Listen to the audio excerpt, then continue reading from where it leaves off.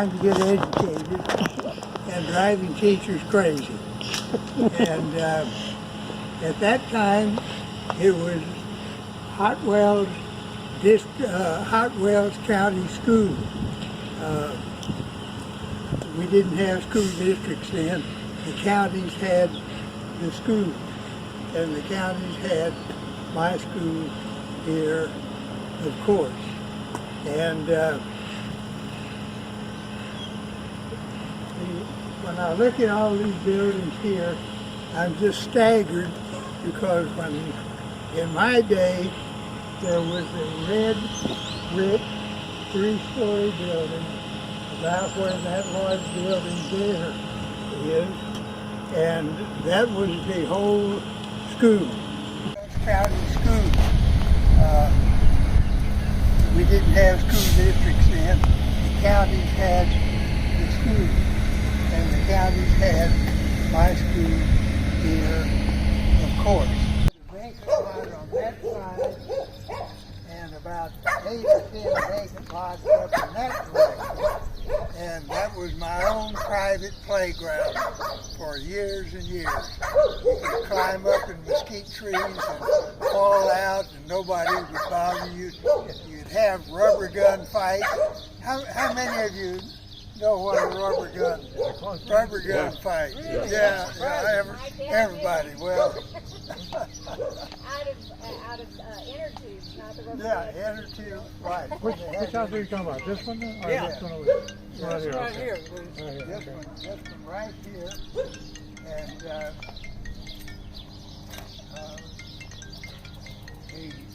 advantages were, as I told you, I'll tell you a couple of disadvantages, and I hated this from the time I was old enough to handle yard break, because Mom had 2 rows of hackberry trees, one down each side and one on the other side, and those damn things just showered leaves in the fall, and that's what I did on my Saturday morning, break those hackberry leaves. What was down that way?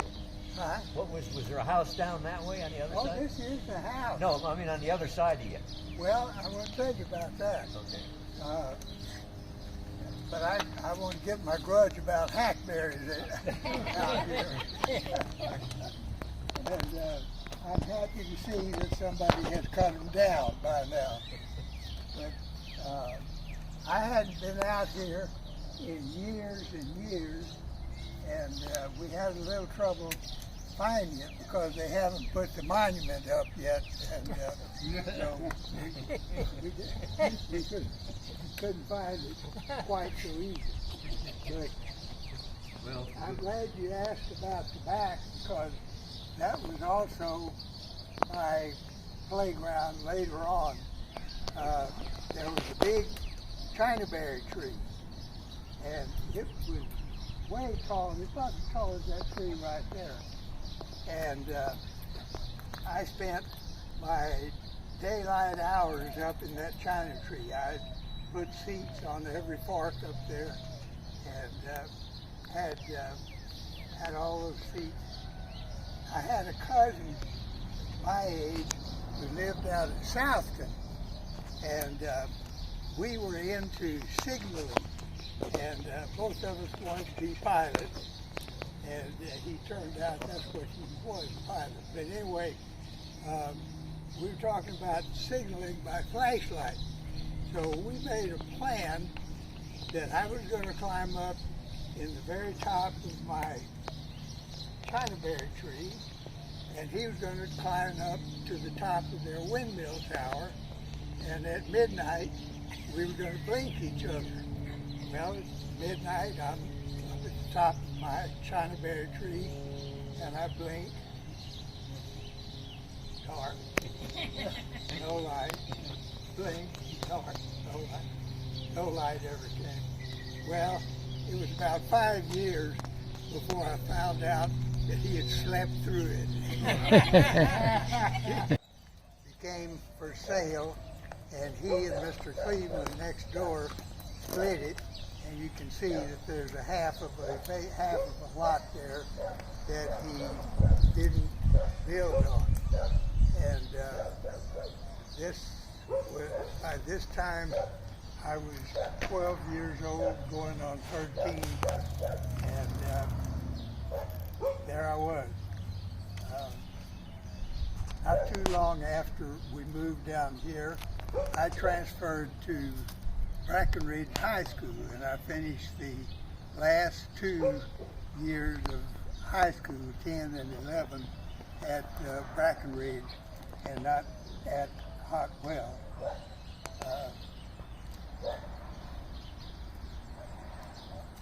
One of the advantages of that vacant lot there is that it further extended my playground. By this time, I was big enough to handle a pick and shovel, not doing beneficial work, but just messing around. And I got into caves, and I dug a cave back there on the back end of that half of the lot there. You could just barely stand up in it. It was probably 8 feet by 8 feet. And I planked over the top and then dirted over the top.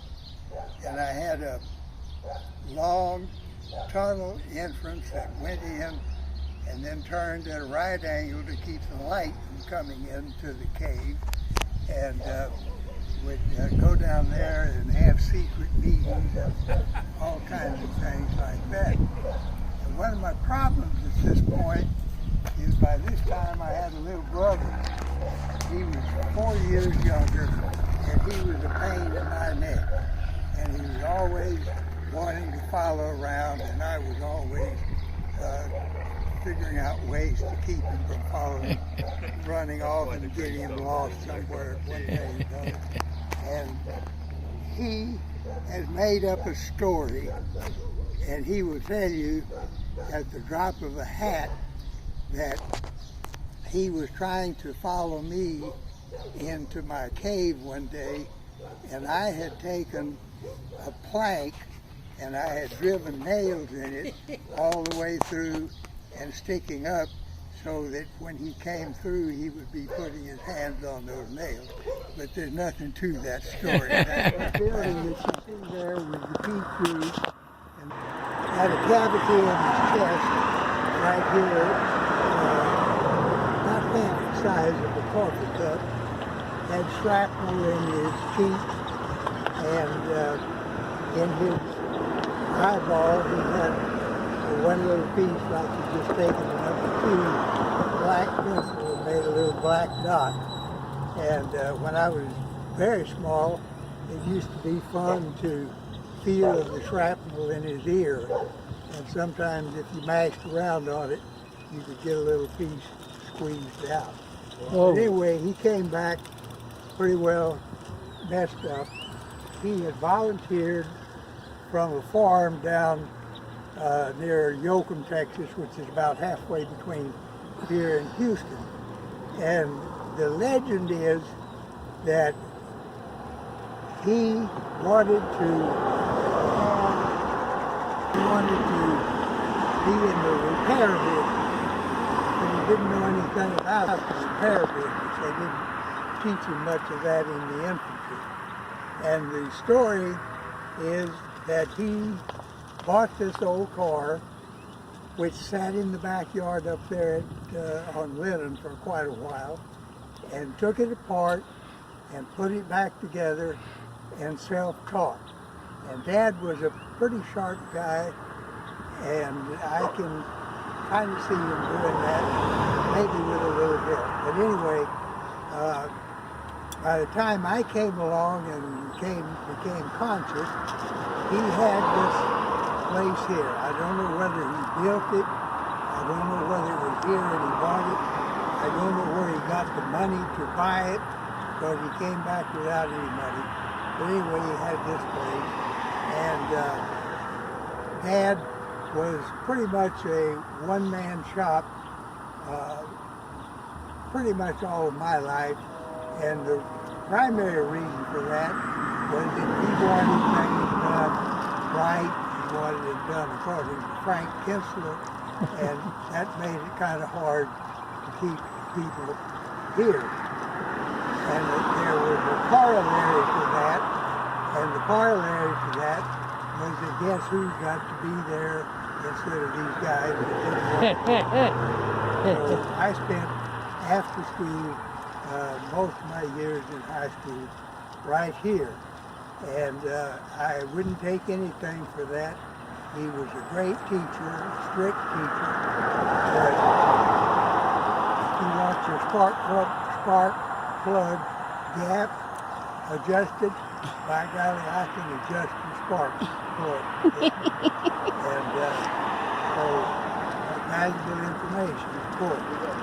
I spent a lot of time. In addition to the repair shop, he had a hall built on the side, and in those days, people had ice boxes. They didn't have refrigerators, and they would buy ice, 25-pound blocks, 50-pound blocks, or 12.5-pound blocks. And a large part of my duty was taking the ice out and putting it on the bumpers of the customers that bought the ice, as far as that bumpers were concerned. And I well remember one particular lady, that she had a car with a bumper. She always went 3 pounds. And if I didn't hit that 25 pounds on that bumper exactly right, and it fell off on her way home, boy, I heard about it the next day. That boss was everybody had there. That's all brand new. And the main attraction here was that the old swimming pool was standing in water, and we could come down here and covered with scum, so even we didn't get in there. But it was fun to chunk rocks in there and watch them play. And so we would mess around up here. And the other attraction was, of course, the Santona River flows right down here, and you all have seen it from the other side. And that was a swimming pool, and it was really great swimming. If you have never swum, if you've never swam in a swimming hole like that and felt the mud squeezing up between the toes, you just haven't really experienced like it. And the other attraction there was when there would be a rain and the ride.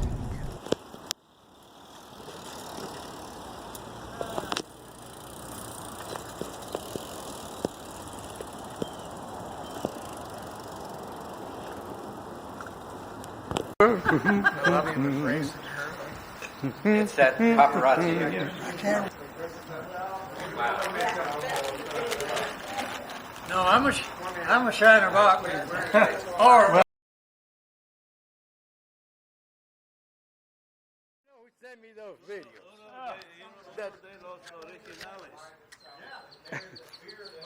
Beer money into our homes and we had to put money on it indirectly bad.